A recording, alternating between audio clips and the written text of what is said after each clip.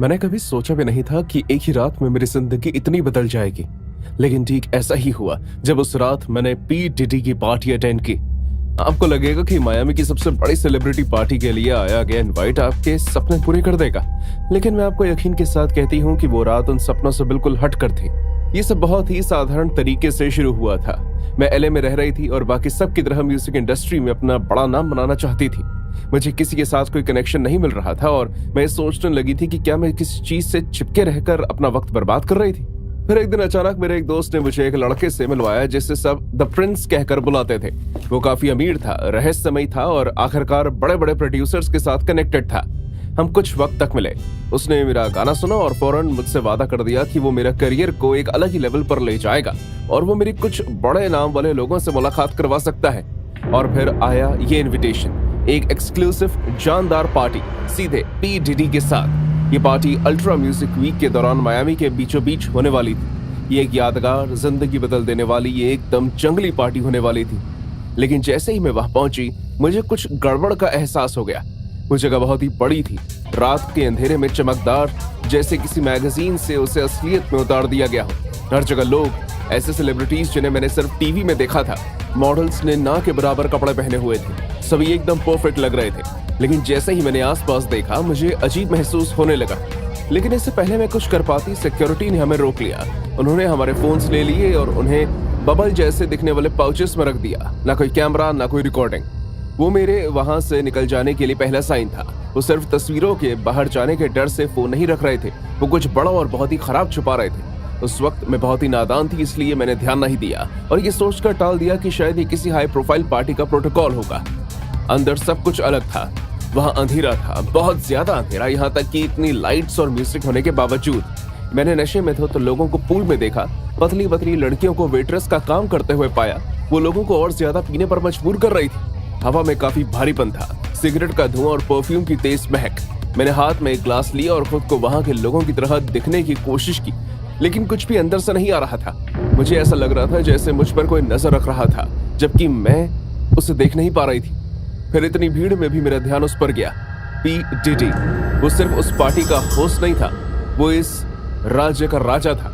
कमरों के बाहर चक्कर लगाता, उसकी आंखें चमक रही थी और वो सबको गिद्ध की नजरों से देख रहा था। फिर उसने मुझे देखा, उसने मेरी तरफ नजर डालते हुए सर हिलाया, जैसे सब में से मुझे चुना गया हो। पहले तो उसने दूरी बनाए रखी, जैसे वो मुझे हर थोड़ी थोड़ी देर बाद सिर्फ देख रहा हो, जैसे मुझे पढ़ने समझने की कोशिश कर रहा हो। मुझे अचानक बहुत अजीब महसूस होने लगा।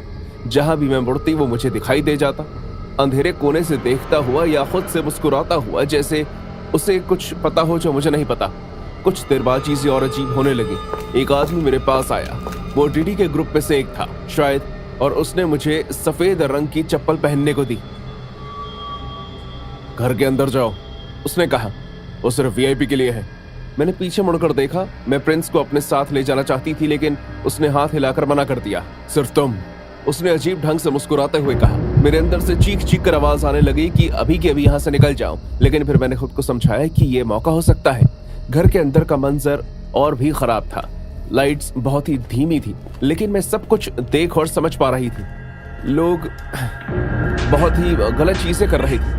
घर के हर कोने में पहले से और भी ज्यादा घटिया नजारे देखे जा सकते थे, कुछ इतने खराब कि सारा खाना मुंह से बाहर आ जाए। वो किसी बुरे सपने के सच हो जाने जैसा था। लोगों ने अजीब कपड़े पहने हुए थे और वो कुछ ऐसी चीजें कर रहे थे जो शायद सिर्फ टीवी में देखी जा सकती थी। इन सब के बीचों बीच खड़ा था पी डिडी, जो सबको देख रहा था। उसकी नजरें कमरे के चारों ओर ऐसे देख रही थी जैसे वो अपने लिए कोई शिकार ढूंढ रहा हो। और फिर उसने मेरी तरफ बढ़ना शुरू किया। धीरे धीरे उसके चेहरे पर वही शिकारी जैसी मुस्कुराहट आ गई। मेरा दिल जोर जोर से धड़क रहा था, मेरा रोम रोम मुझे चिल्लाकर भागने की गवाही दे रहा था, लेकिन मैं अपनी नजरें हटाना चाहती थी। मैं बहुत डरी हुई थी। उसकी आंखों में अंधकार था, कुछ ऐसा जो एक इंसान के रूप से हटकर था, और उसके शब्दों ने मुझे हैरान कर दिया। मैं बहुत ही ज्यादा डरी हुई थी। क्या तुम मेरी छोटी सी पार्टी को एंजॉय कर रही हो? तुम जानती हो आज की रात के बाद तुम्हारी जिंदगी कभी पहली जैसी नहीं होगी। फिर वो वहां से चला गया। मैं उस जगह सदमे में खड़ी रह गई और सांस लेने की कोशिश करती रही। मैं और ज्यादा देर वहां रुक नहीं सकती थी। मैं वहां से निकलने के लिए मुड़ी, लेकिन इससे पहले कि मैं दरवाजे तक पहुंच पाती वो मुझे फिर से दिखाई दिया। उसने मेरा रास्ता रोक लिया। उसने अपना भारी हाथ मेरे कंधे पर रखा। मैं जबरदस्ती उसे देखकर मुस्कुराई और साइड से निकलने की कोशिश करने लगी, लेकिन उसने मुझे हाथ पकड़कर खींच लिया। वो मेरे करीब आया और बोला, चिंता मत करो, धीरे धीरे तुम्हें इन सब की आदत हो जाएगी। उसकी आवाज से कुछ बहुत ही बुरा होने की बू आ रही थी। मैं आदत नहीं डालना चाहती, ऐसा कहकर मैंने अपना हाथ छुड़ाया। उसके छूने से मेरे शरीर कांप रहा था। मैं सीधे दरवाजे से बाहर निकल गई। प्रिंस बाहर खड़ा होकर मेरे आने का इंतजार कर रहा था। उसके चेहरे पर वही घटिया मुस्कान थी। वो सब ये जानता था। अब मैं देख सकती थी ये पूरी रात एक बस सेटअप था। क्या तुम बड़ा नाम नहीं कमाना चाहती? उसने हंसते हुए मुझसे कहा। अपनी पूरी जान लगाकर मैंने उसे धक्का दिया और वहां से भाग गई। मुझे बस इतना याद है कि मैं पूरे मैंशन में पागलों की तरह भाग रही थी। फिर मेरी नजर एक दरवाजे पर गई जिससे बाहर कोई गार्ड नहीं खड़ा था। वो दरवाजा जंगल की तरफ खुल रहा था। मैं किसी तरह बाहर निकलने में कामयाब हो गई और मैंने कैब का इंतजाम किया। घर तक पहुंचने के पूरे रास्ते तक मेरा दिल घबराहट से धड़क रहा था। अब जब मैं उसे टीवी पर ऐसे मुस्कुराते हुए देखती हूँ जैसे उसे कोई छू भी नहीं सकता, तो मुझे उसके वही शब्द याद आते हैं। वही मुस्कान याद आती है जिस तरह उसने मुझे देखा था, जैसे मैं उसकी अय्याशी का एक खिलौना हूं। और मैं जानती हूं कि कहीं ना कहीं मेरे जैसे और भी लोग हैं जिन्होंने सोचा होगा कि वो इस अंधेरे को झेल लेंगे, जब तक उन्हें इसकी गहराई का एहसास हुआ और पता लगा कि इससे बाहर नहीं निकला जा सकता। खुद को बैड बॉय फॉर लाइफ बुलाने वाला शॉन डिडी कॉम्स को अपने करियर में काफी गंभीर आरोपों भरे कानूनी मुद्दों का सामना करना पड़ रहा है, जैसे कि sexual assault, harassment and sex trafficking. यह कहानी उस विक्टिम के साथ हुए हादसे पर है जिसने इंटरव्यू दिया था। पी डिडी की पार्टीज के बारे में ज्यादा जानकारी के लिए आप टीनिया का रियल लाइफ इंटरव्यू देख सकते हैं, जो कि आपको झकझोर कर रख देगा।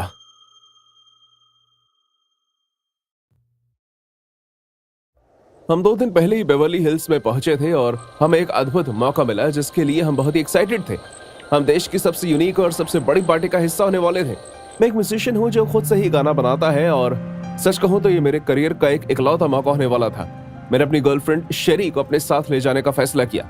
हमने कभी सपने में भी नहीं सोचा था कि यूएस सिटी में किया जाने वाला यह छोटा सा एडवेंचर हमें यहाँ ले आएगा। ये एक प्राइवेट पार्टी थी जो शॉन, जिसे पी डिडी नाम से जाना जाता है, उसने रखी थी। उसकी खास पार्टीज जिनका नाम व्हाइट पार्टी से मशहूर था। सब कुछ बहुत ही शानदार था। हमें विश्वास नहीं हो रहा था। हर जगह सेलिब्रिटीज थे, जस्टिन बीबर, लेडी गागा, एडल टेलर स्विफ्ट और यहाँ तक कि बियोंसे भी, जो उस आदमियों से भरी उस पार्टी में किसी महान देवी की तरह घूम रही थी। और ऐसा क्यों ना हो, वो वहां होने वाले सभी स्टार्स में सबसे बड़ी थी। लेकिन जिसने मेरा ध्यान सबसे ज्यादा अपनी तरफ खींचा वो था उस पार्टी का होस्ट पी डिडी, जिसने मुझे इस पार्टी में इनवाइट किया और मुझे एक बड़ा आर्टिस्ट बनने का मौका दिया। वो रात बहुत ही चमकदार थी। लाइट्स की झिलमिलाहट पूल में दिखाई दे रही थी और दूसरी तरफ गेस्ट्स, ज्यादातर सेलिब्रिटीज और जाने माने चेहरे, बिना रुके हंस रहे थे और पार्टी कर रहे थे। ठीक उसी वक्त पार्टी का होस्ट हमारे पास आया, पी डिडी। उसने मुस्कुराते हुए हमारा स्वागत किया। ये जितना मजेदार लग रहा था उतना ही प्रभावशाली भी था। एक आदमी जो आपको अपनी एक उंगली के इशारे से गायब करवा सकता है। उसने मुझे एक ड्रिंक ऑफर की जो मैं मना नहीं कर पाया। मैंने तुम्हारे बारे में सुना है जॉनथन, उसने कहा। उसके शब्द अजीब सुनाई दे रहे थे, या पर मैं कहूं कि उसकी टोन में उत्साह तो था लेकिन वो मिलनसार नहीं था। लेकिन मैं ये सुनकर बहुत खुश था। तुम्हारे अंदर बहुत काबिलियत है, शायद हम दोनों मिलकर एक महान म्यूजिक बना सकते हैं। मैं उसकी बात सुनकर बेहद खुश हो गया। इतना बड़ा आदमी जो मुझे पहले से जानता भी नहीं था, वो मुझे अपने साथ नाम जोड़ने पर म्यूजिक वीडियो बनाने की बात कर रहा था। मुझे ये सब किसी सपने जैसा लग रहा था। लेकिन शेरी ने कुछ अजीब चीज नोटिस की। उस पार्टी में हमसे कम उम्र के बहुत से लोग भी थे जिनके साथ उनसे कई बड़ी उम्र के आदमी थे। हमें लगा कि वो उनके पेरेंट्स होंगे। हम वहां होने के मौके से ही इतने खुश थे कि हमें लग्जरी के ऊपर चढ़ी परत दिखाई नहीं दे रही थी। लेकिन जैसे जैसे घंटे बीतते गए वहां का माहौल गहरा और काला होता गया। पार्टी में आए हुए लोग गायब होने लगे। जवान और बूढ़े लोग जा चुके थे और अब बस फुसफुसाहट हो रही थी। कुछ बदल रहा था और सेलिब्रिटीज के चेहरे पर वो साफ देखा जा सकता था। डीडी ने कुछ आर्टिस्ट से हाथ मिलाकर उन्हें विदा किया और फिर वो मेरे पास आया। उसने कहा कि वो कुछ बात करना चाहता है और मुझे थोड़ी देर और रुकने के लिए कहा। उसने ये भी कहा कि उसके लिए मेरे पास एक खास मौका है। निकलने का वक्त हो गया है। जैसे ही शेरी को एहसास हुआ कि कुछ गड़बड़ है, उसने मुझे चलने को कहा। इससे पहले कि हम वहां से निकल पाते, दो गार्ड्स ने हमारा रास्ता रोक दिया और पी डीडी के चेहरे की मुस्कान जा चुकी थी। अब उसका चेहरा कुछ ऐसा बयान दे रहा था जिसे देखकर मेरे रोंगटे खड़े हो गए। हमने शांत रहने की कोशिश की, लेकिन उसकी टोन बदल चुकी थी। इतनी जल्दी जा रहे हो? उसने पूछा, जैसे वो मुझ पर हंस रहा हो। तुम दोनों के लिए तो पार्टी अभी शुरू हो रही है। वो हमें उस मैंशन के कोने में बड़े सुनसान और खाली कमरे में ले गया। एक शानदार स्वीट, लेकिन बंद। जैसे ही हम कमरे की तरफ बढ़े, हमें बच्चों के रोने की आवाजें सुनाई देने लगी, या जोर जोर से सांस लेने की। ये बहुत ही खौफनाक था। हम वहां से निकलना चाहते थे, लेकिन वो हमें जाने नहीं दे रहे थे। एक बार जब हम उस कमरे के अंदर गए तो हमें एहसास हुआ कि हम बंदी बन चुके हैं। पीडीडी को मुझसे कुछ चाहिए था, और ये सिर्फ एक म्यूजिक डील नहीं थी। हमारे साथ एक चाल चली गई थी। हमें काम के लालच में फंसाया गया था। मैं घबराते हुए वहां से निकलने के रास्ते के बारे में सोचने लगा, और दूसरी तरफ शेरी बहुत ही ज्यादा डरी थी। साथ ही साथ मैं सोच रहा था कि उसे कैसे बचाऊं, लेकिन इन सब का कोई फायदा नहीं था। ये रात हमारे बारे में या हमारी सुरक्षा के बारे में नहीं थी। ये तो उस हैवान की इच्छा पूरी करने के बारे में थी, जो शुरू से हमारे साथ धोखा कर रहा था। जोर से चिल्लाना, दरवाजे खटखटाना, इन सब का कोई फायदा नहीं था। कोई भी हमें बचाने नहीं आने वाला था। डीडी ने कहा कि गार्ड्स इस लड़की के साथ अपना पूरा मजा लेंगे और उसे एक बहुत बड़ा इनाम चाहिए। मैंने उसे बचाने की कोशिश की, लेकिन मैं ज्यादा कुछ नहीं कर पाया। उन्होंने मुझे मारा और मुझे सब कुछ देखने के लिए जमीन पर छोड़ दिया। वो हंस रहे थे। उन्होंने अपनी शर्ट उतारी।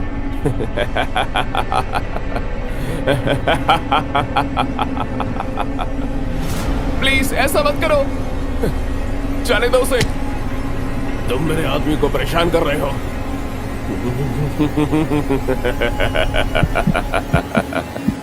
प्लीज उसे जाने दो।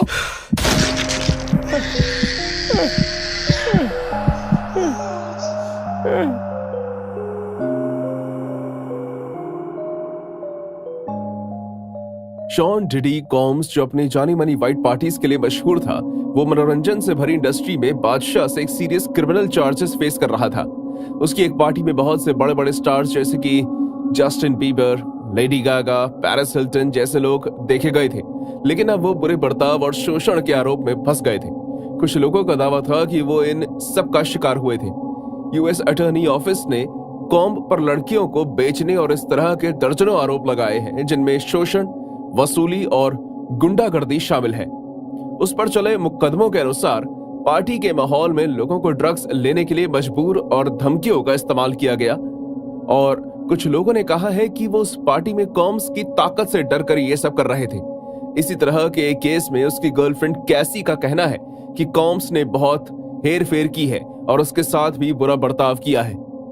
इसी के साथ साथ ये सन की पार्टीज, जिन्हें गुप्त रखा जाता था, उसका गुंडागर्दी करने का तरीका था, जिसकी बात मुकदमे में शामिल की गई है। कॉम्स के गिरते करियर ने इंडस्ट्री को हिला दिया। इस केस पर काम कर रहे कार्यकर्ताओं का मानना है कि इस केस से सबक लेकर अब जवाबदेही में बदलाव आएगा।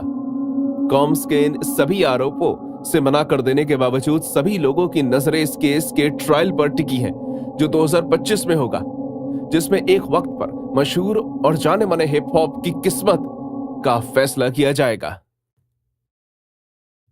मैं उस भयानक रात को कभी नहीं भूलूंगी। मैं एक मैंशन पार्टी में गई थी, ये सोचकर कि हॉलीवुड में आने का एक और मौका बन सकती है। मेरी फ्रेंड जेन ने मुझे इनवाइट किया था। उसने मुझे ये यकीन दिलाने की कोई कोशिश नहीं छोड़ी कि किस तरह ये एक असली जगह हो सकती है कनेक्शन बनाने की। उस वक्त हम सभी मॉडल थे और इस पार्टी में जाने के लिए हमें अच्छे पैसे मिल रहे थे, जिनकी हमें जरूरत थी। मॉडल कोई भी हो सकता है, लेकिन एक स्टार बनना, अब वो एक सपना था जो हम हासिल करना चाहते थे।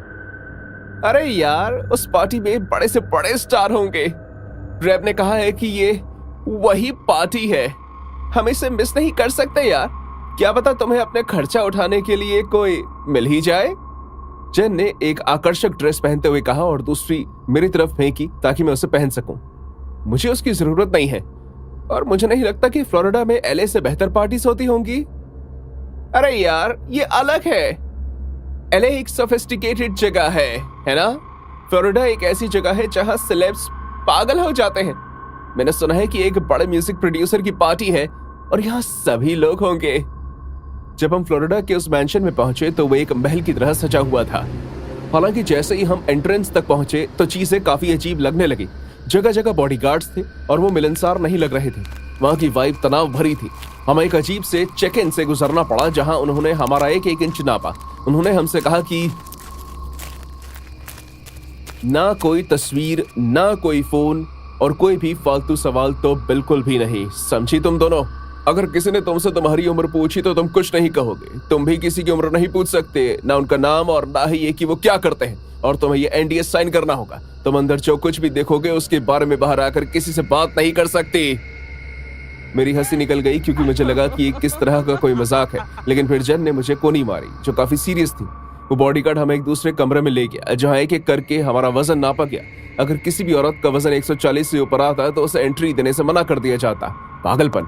उस जगह में अंदर बहुत सी अजीब चीजें चल रही थी। ऐसा लग रहा था जैसे हम किसी मैगजीन को देख रहे हो। शानदार सजावट, बेइंतहा ड्रिंक्स, प्लेटर्स में सर्व होते हुए ड्रग्स और ऐसे लोग जिन्हें देखकर लग रहा था कि वो सीधे किसी म्यूजिक वीडियो से बाहर निकल कर आए हैं। एक पल के लिए तो मैंने खुद को वहां रिलैक्स करने की कोशिश की, लेकिन जैसे ही मैं अपनी ड्रिंक का एक सिप लेने वाली थी मुझे ऐसा लगा कि ये करना ठीक नहीं है। एक लड़की होने के नाते मेरे अंदर से कुछ अनहोनी होने की आवाज आई।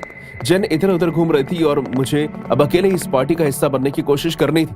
मैं मुस्कुराते, सर हिलाते ऐसा बर्ताव करने लगी जैसे मैं इस जगह के लिए ठीक हूँ। मैंने मशहूर एक्टर्स देखे और फिर मेरी नजर पूल की साइड पर एक मोटे आदमी पर गई। वो मुझे देख रहा था, मतलब कि सच में देख रहा था। वो बहुत ही कॉन्फिडेंस के साथ मुझे देखकर मुस्कुराने लगा जो मुझे बिल्कुल भी मिलनसार नहीं लगी। उसने इधर उधर की बातें करना शुरू कर दिया, लेकिन मुझे उससे घिन आने लगी। मैंने हंसकर बात टाल दी और वहां से निकलने की कोशिश की। मैंने बाथरूम जाने का बहाना किया, लेकिन वो मेरा पीछा करने लगा। बाथरूम के अंदर मैंने नॉर्मल बर्ताव करने की कोशिश की, लेकिन मेरा दिल जोर से धड़क रहा था। और फिर अचानक वो सामने दरवाजे पर खड़ा हुआ था। वो धीरे धीरे मेरी तरफ आने लगा। उसके बाद वो मेरी तरफ झुका और उसने कहा, तुम्हें पता है मैं तुम्हारी जिंदगी आसान बना सकता हूँ अगर तुम मुझे खुद को मजेदार साबित करके दिखाओ। उसके शब्द इतने घिनौने थे कि मुझे लगा जैसे वो मेरी त्वचा को छू रहे हो। उसकी सांसों से सिगरेट और शराब की बदबू आ रही थी। मैं चिल्लाना चाहती थी, लेकिन मैं उसकी बात सुनकर दंग रह गई थी। ये लेडीज रूम है। तो फिर मैं यहीं पर रहना चाहूंगा। इससे पहले कि मैं सोच पाती कि क्या करूं, वहां बना एक स्टॉल आवाज करते हुए खुला और एक बूढ़ी औरत अजीब सी फिटिंग वाली बिकिनी पहने बाहर निकली। वो डायमंड से भरी और सजी हुई दिखाई दे रही थी और उस आदमी या उस माहौल से बिल्कुल भी इंप्रेस नहीं लग रही थी। उसने एक बार मेरी तरफ देखा, फिर उसकी तरफ देखा और मदद करने के बजाय वो मेरी तरफ देखकर मुस्कुराने लगी। तुम्हारे होठ कितने मुलायम हैं, उसने कहा जैसे वो मेरे जूतों या कपड़ों की तरफ देख रही और फिर वही काउंटर पर लाइन रख कर सूंघने लगी। मुझे यकीन नहीं हो रहा था कि उन लोगों के लिए कितनी आम बात थी। मैं हैरान थी और फिर वो उस आदमी की तरफ मुड़ी और वो उससे अजीब बातों पर बहस करने लगी जैसे वो अपने इलाके का हक जता रही हो। मैं इसके लिए पैसे दूंगी, लेकिन ये मेरी है। यहाँ पर हर चीज हर किसी के लिए है और ये पूरी पार्टी मेरी है। हट यहाँ से, बढ़िया कहेगी। तू जानते नहीं कि तू किससे बात कर रही है। वो अपनी अपनी आवाजें ऊंची कर रहे थे जो सच कहूं तो उस रात की पहली चीज थी जिसके लिए मैं शुक्रगुजार था। उनकी आवाज ने पास में खड़े बॉडीगार्ड का ध्यान खींच लिया जो आखिरकार अंदर आ गया। मैंने भगवान का शुक्र मनाया, लेकिन जैसे ही वो अंदर आया उसने अजीब ढंग से मेरी तरफ देखा और कहा, तमाशा करना बंद करो, या तो इनमें से किसी एक को चुनो या फिर यहाँ से बाहर चली जाओ। बस मुझे इसी मौके की तलाश थी। मेरे दिमाग में खुद को बचाने के अलावा कुछ नहीं चल रहा था। मैं उन तीनों से गुजरती हुई वहां से बाहर निकल गई। मैं जेन को ढूंढने लगी, लेकिन वो एक मशहूर रैपर के साथ कोने में पार्टी एंजॉय कर रही थी, इसलिए मैं वहां से फौरन निकल गई। मैं तब तक नहीं रुकी जब तक मैं उस मैंशन से बाहर नहीं निकल गई। मुझे ताजी हवा का एहसास हुआ। मैं कांप रही थी और ये सोच रही थी कि मैं खुद को इस स्थिति में कैसे डाल चुकी थी। जब मैं कैब में बैठकर वापस जा रही थी तो मुझे अंदर के माहौल पर यकीन नहीं हो रहा था। मैं सिर्फ वहां कनेक्शन बनाना चाहती थी आगे बढ़ने के लिए, लेकिन उस रात ने मुझे इंडस्ट्री की असलियत से रूबरू करवाया जिसके बारे में कोई नहीं बताता। ये कहानी पी डिडी की पार्टी की एक सच्ची घटना से प्रेरित है, जहां लड़कियों को बताया जाता है कि उन्हें क्या पहनना है। उन्हें उनके वजन के हिसाब से चुना जाता है और ताकतवर लोग उन लड़कियों को एक प्रॉप की तरह इस्तेमाल करते हैं।